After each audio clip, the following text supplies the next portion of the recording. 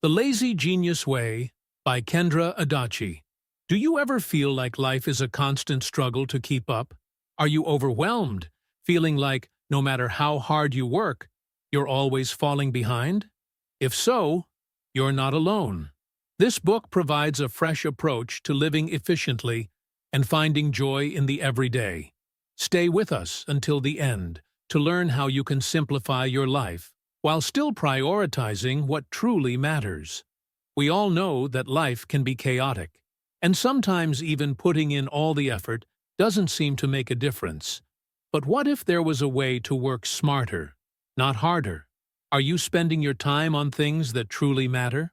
Or are you constantly caught up in tasks that leave you drained and dissatisfied? We often think hard work alone will solve all our problems, but it's time to shift that mindset.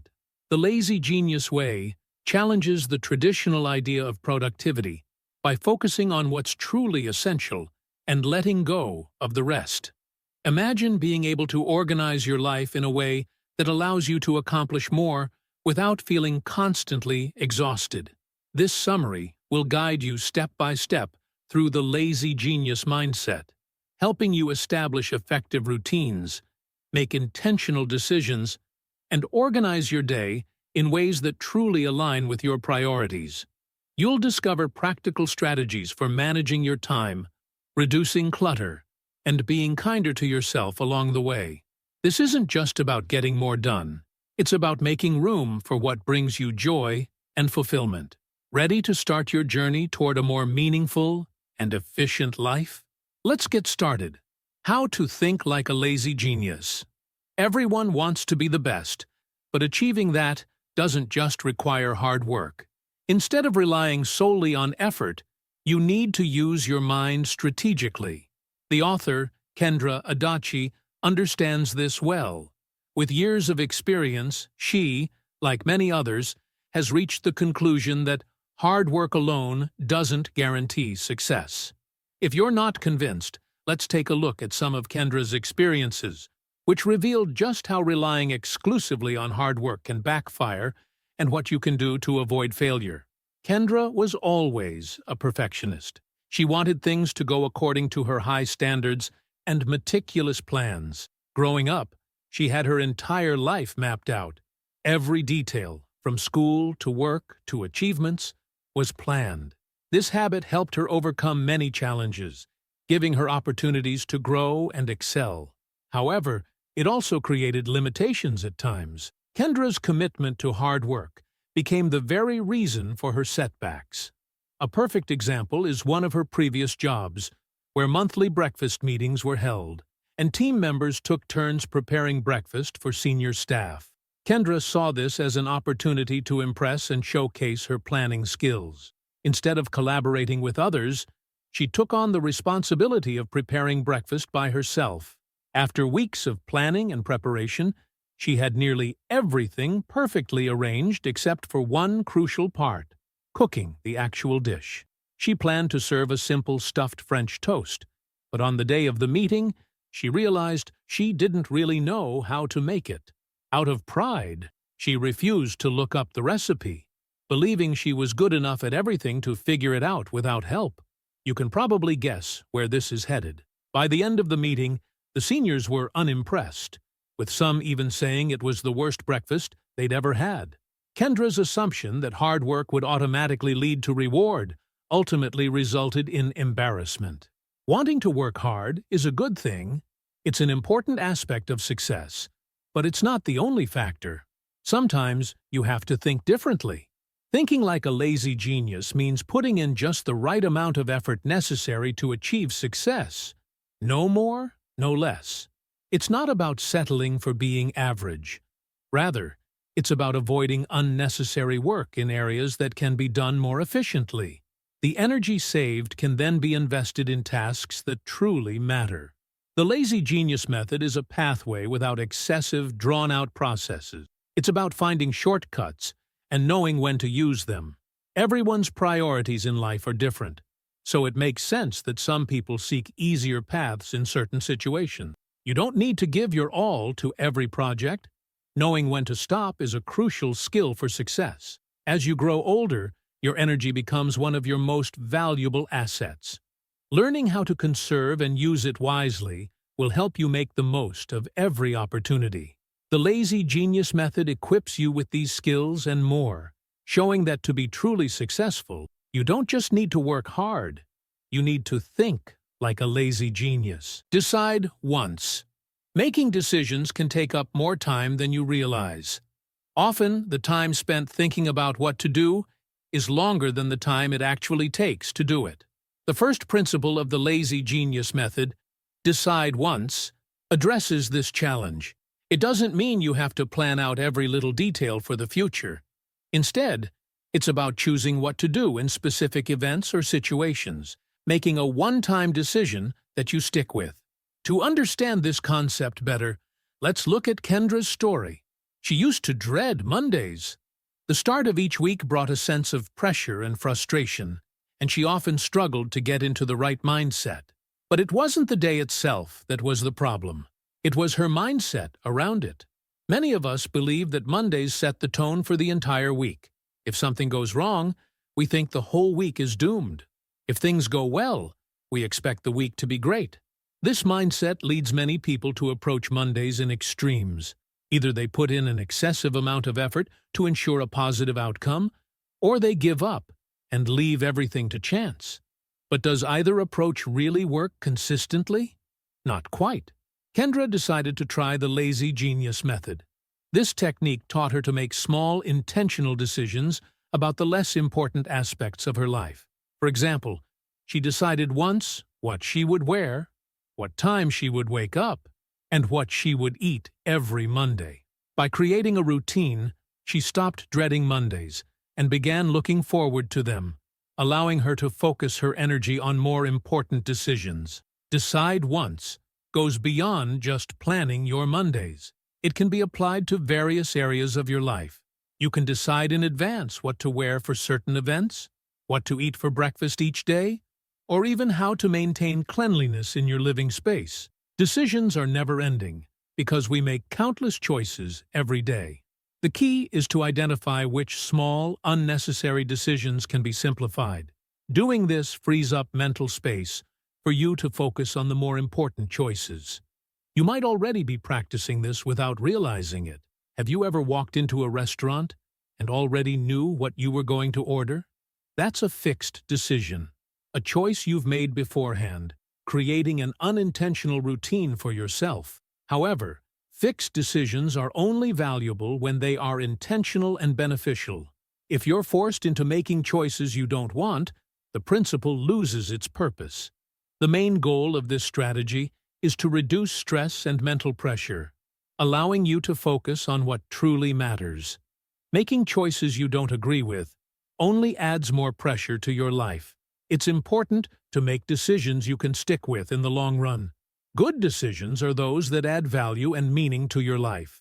Bad decisions, on the other hand, don't serve you and often become a burden. A good example is the things you own.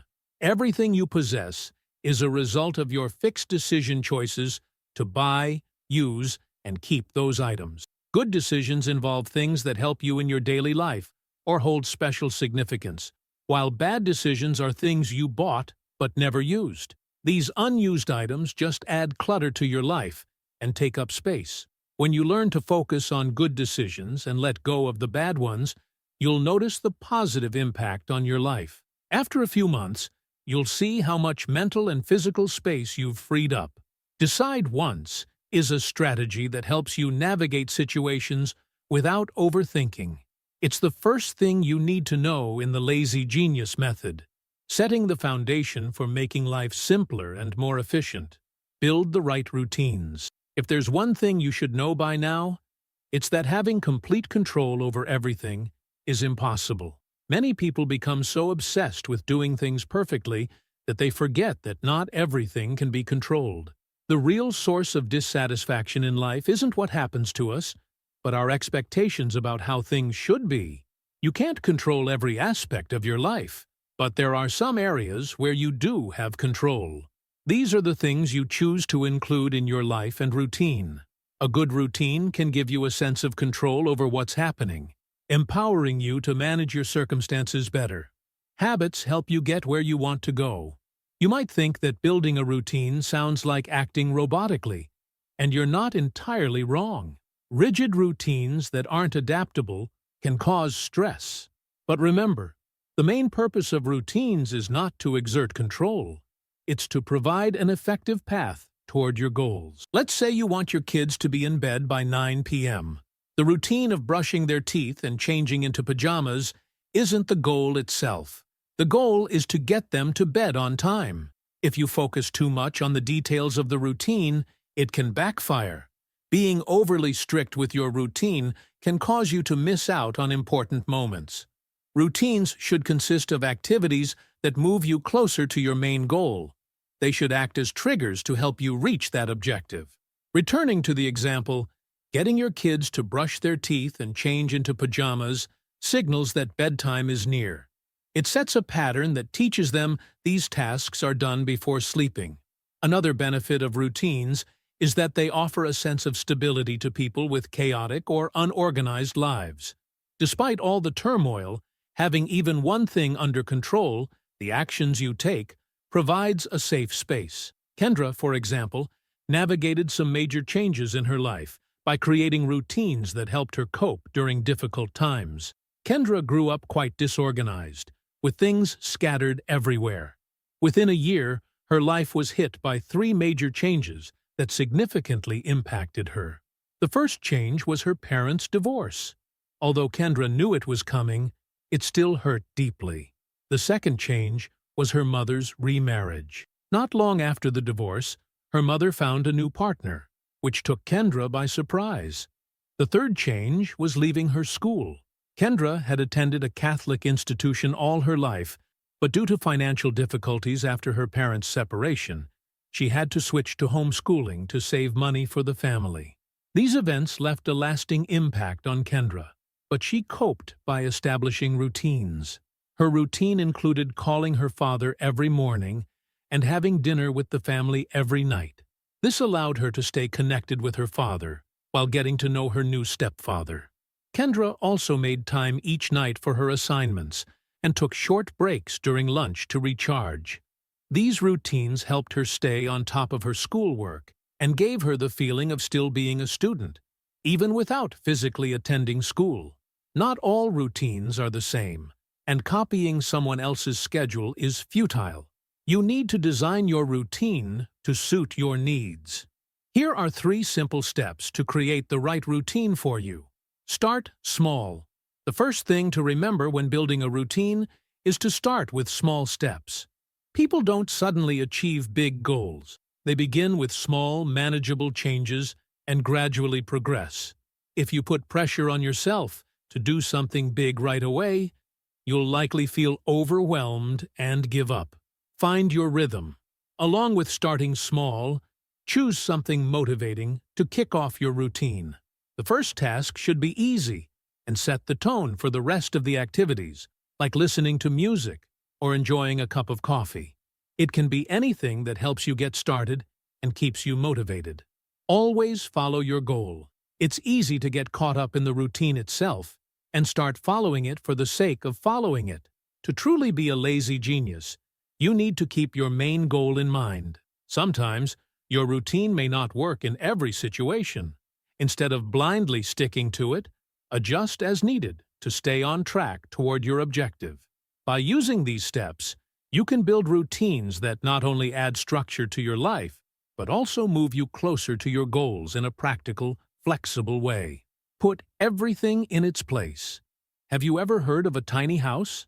If not, let me explain. A tiny house is a small living space that includes all the essential areas you need, like a kitchen, living room, bedroom, bathroom, and sometimes even a bathtub. The concept revolves around simplicity and efficiency, making the most of the available space. Tiny homes have become a popular topic in modern living, with many people downsizing from traditional houses. It's not because they want to live with less out of necessity, but because they want to escape the clutter that accumulates over time. However, moving into a tiny home isn't the only way to declutter your life. You can achieve a similar effect by putting everything in its place, learning to organize things so that there's room for what truly matters. For some people, living without clutter seems impossible. Many choose to keep a lot of possessions, and that's okay. No one should be forced to live differently. This principle isn't about throwing everything away. It's about reducing what you have to a manageable amount. The lazy genius method is not about doing too much or too little. It's about finding a middle ground and focusing on what really matters. You can apply this approach not only to routines, but also to organizing your belongings. The key is to make space for things that are genuinely important. It's important to note that having a lot of things doesn't automatically mean clutter. For instance, owning hundreds of books doesn't count as clutter if you're a book lover. In this case, books are essential to you. To keep everything in its place and avoid clutter, you can develop these 6 habits. Find a place for everything. Start by organizing the things you already have. Look around and identify any clutter, whether it's a pile of items in the corner or dirty dishes in the sink. Whatever it may be, find a way to address it. Once you've cleaned up, develop the habit of keeping it that way. You don't need to become obsessed with cleaning. Just make time to tidy up regularly before clutter accumulates. Know where things belong. As soon as you buy something new, assign a designated place for it. Avoid letting it sit out in visible areas like the floor, sofa, or bed. While leaving new items out may not seem harmful at first, the longer you delay finding a proper spot for them, the more clutter will accumulate. If you continue to place things randomly, you'll soon find yourself living in a messy space where nothing is easy to find. Get rid of what you don't need. Clutter isn't just about trash. It's also about items you own but don't use. People naturally tend to collect things, and that's okay. But now is the time to break this habit and make room for what matters. You may find that you have a lot of things you don't really need. Tackle one thing at a time. Some clutter can't be dealt with in one night. It may feel overwhelming, leading you to give up. Instead, make a habit of tackling one thing at a time. For example, start with your clothes today and work on your shoes tomorrow. Progress is still progress, and before you know it, you'll have completed half the work. Create a weekly cleaning routine. Keeping everything organized all the time is challenging, especially if you're used to collecting things. Establishing a weekly cleanup routine can help you stay on track. If you spread things around during the week, you can tidy up on the weekend. Don't let a small mistake derail your efforts. Use a weekly routine to maintain order. Be mindful of what you keep. When you organize, you may come across items you had forgotten about. It's time to let go of things that no longer serve you. Holding on to objects with the hope of using them someday is like carrying unnecessary baggage. Let go of what you don't need, and keep only the things that are useful. By adopting these habits, you'll be able to keep everything in its place, reduce clutter, and create a living space that supports your goals and values. The goal is not to achieve perfection, but to make your surroundings more functional and meaningful. Batch it. Have you ever tried batching tasks to tackle a lot at once? Kendra certainly has. Before diving into the lesson from this chapter, let's hear her story. Kendra used to run a small business called The Sugar Box, a bakery that opened just once a month but took orders daily. With limited baking dates, she received a high volume of orders every month, requiring her to bake hundreds of cookies and pack them into 40 to 70 containers. In the beginning, it seemed impossible for Kendra to complete all this in a single day. However, by handling each baking date differently, she discovered a new technique that made the process manageable: batching. Batching involves grouping similar activities together and arranging them in a specific order. Kendra found that preparing the cookie dough the day before and organizing it according to the orders made the work much easier. Once the baking was done, she could set the cookies aside, pack them into separate containers, and then tie each package with a ribbon. Batching similar tasks allowed her to work more quickly and efficiently. The result was that Kendra could complete multiple orders with ease and satisfy her customers without stress. Of course, Kendra wasn't the first to invent batching. This technique is commonly used by large companies and manufacturing lines. If you've ever visited or observed a factory, you'd notice that work is done in batches. Each production line focuses on a specific task, and by allowing different teams to handle separate segments of production, companies significantly increase their daily output. When applying batching to real life, it's important to know which tasks can be grouped together.